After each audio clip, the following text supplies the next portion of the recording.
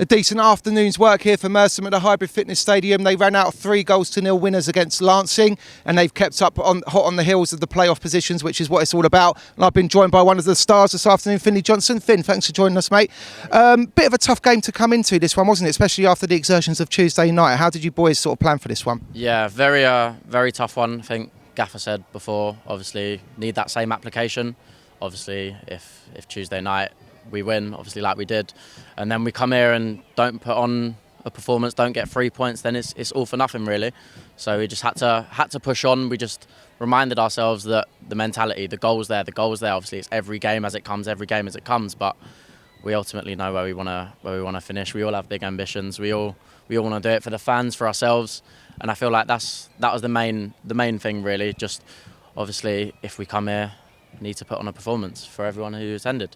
And we flew out the box really fast. Emmanuel got another goal after 3 minutes. Was that part of the game plan? Yeah, so we said, obviously, first goal, we need to get it quick. Like, obviously, if we don't, it's fine, be patient. Obviously, it happens in games like this. But it's part and parcel of football, really. If we come in, first goal early doors, I think we just stick it on them straight away. Then another one came, got the penalty. Lucky penalty, Charlie tucked it away. Great penalty, by the way.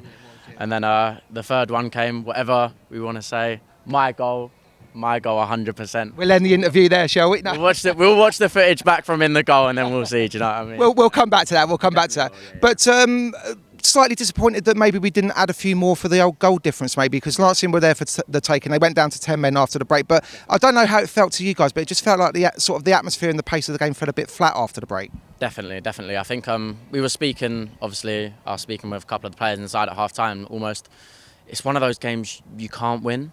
It's a lose-lose. If you go and put however many past them, 9, like obviously the other team that are hot on our heels did, it's almost like, well, that's your job, especially once they've done it recently. And then if you don't put on a performance and you lose, then it's obviously 10 times worse. That's the nightmare situation. But yeah, I mean, unfortunate to not put a few past them, get the goal difference up.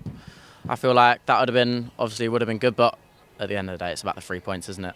Boys are buzzing with the 3 points. We know to our standards that we wanted to go a bit more, especially with them going down to 10 men.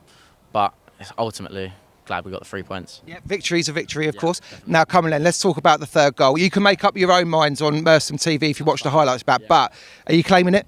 100%, 1,000,000%. It's just come into me. Honestly, I thought at first I was offside, and we'll say that, but it's just come into me, just flick with the outside of the foot, and then not much of a celebration because I feel like it's been coming. It's what I need to do, really. It's what I need to do more of. And yeah, but 100% my goal. And Jay said my goal, Ad said my goal. All the boys on the bench, they were like, yeah. And then Jay said today, to be fair, he put a bit of the pressure on me, but I liked it. Come from a good place, of course. He said, you need to score today. You got a point to prove. Yeah. And I feel like I went out, and when I won the penalty, I thought good enough, and then obviously got the goal as well, buzzing for it. Not just the gaffer as well, Merstham TV play a role, don't we? Jude Malloy and Brad Wilson. And then we said on Twitter yesterday, Finn's got to get his first home goal. So we're happy to give it to you, really. It would be rude not to give it to me. I think like it comes on next. I'm just wondering who's next. Looking over there, hopefully one of the 2 new boys in midfield. I think that'd be right, Ryan or Sennan. Who's your money on? Who do you think is going to get to that race first? Going to get there first? Yeah. I know. Obviously, playing with Ryan at a previous club, he's popped up with a few, but I know Sen's got a great strike on him as well. He likes to pick up corners. Very, very technical player. I think it's a toss of a coin between those two. We'll just see. Time will tell, of course. Good stuff. And just finally, mate, we've had like the kids go free day today. Yeah. They've gone around with their autograph sheets. You know, you players must be buzzing for that as well. You've been here for a couple of months now. How do you feel like you've fitted in the general vibe of the club? Yeah, I feel like it's such a great family orientated club. I think everyone local, as many people as we can, especially with this last push, get yourselves down. I mean, it's something to be a part of, isn't it? It's excellent. Me coming into this changing room, I've never come into a changing room before where the boys have made me feel so welcome. Like, it's just, honestly, felt comfortable from day dot. Obviously, it helped knowing a couple of the boys, Kingy, Jude, Charlie. Yeah. But just to name a few. But obviously, it's just a great feeling. It's such a good feel factor around the club at the moment. I feel like coming into it, even just still people signing signatures now. Yeah.